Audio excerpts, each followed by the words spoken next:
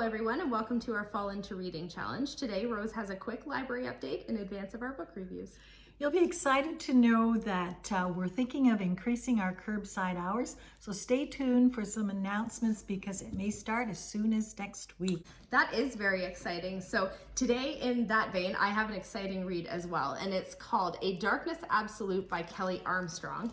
It's the second in the Rockton series, and for those of you who haven't read so far, Rockton is a kind of planned community in the Yukon, and you can pay your way to get in there. So quite often people are there because they're running from something or away from something, or they have kind of a nefarious reason to be there. So in addition to Rockton itself, there are also people who have voluntarily and involuntarily left Rockton who are settled kind of on the outskirts, and also a group called Hostels, which as you can imagine, are not people you probably want to meet in the forest.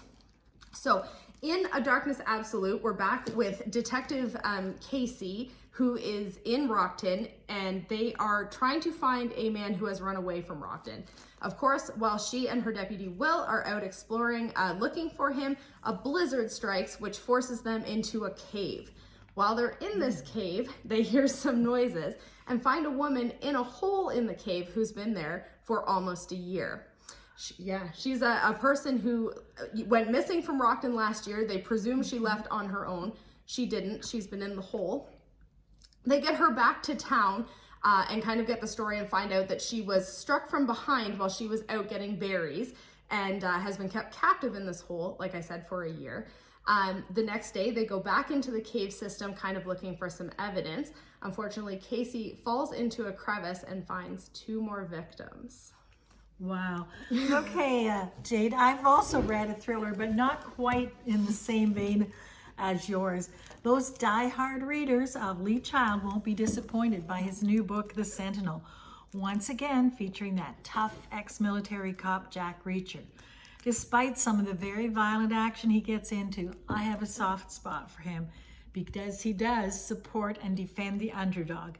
In this case, it's Rusty Rutherford, a former IT manager for the town who's cast out by the town, is hunted by a vicious gang of Russians and also the FBI. And Jack Reacher is only one guy. So Reacher has a big job keeping him safe.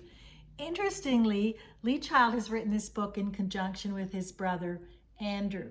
Now, I'm not sure that really works that well for me because I found it a little distracting that there were a couple of other incidental plots thrown in, and I think they took away from the main plot, or they certainly weren't needed for the main plot, which and the other part of this was the ironic part of this plot depicts Rusty Rutherford as he invents some IT software that the Russians want because it can impact the election process.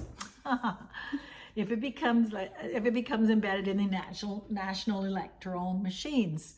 Ironic because of the times we're in and allegations during the 2016 elections purportedly influenced by the Russians. So naturally, everybody wants to get their hands on the server and on Rusty because they hold the key to making this work. Lots of violence, but Jack Reacher defends the defenseless, and you know, he does well. He does it. Yeah, we like Jack Reacher. Yeah.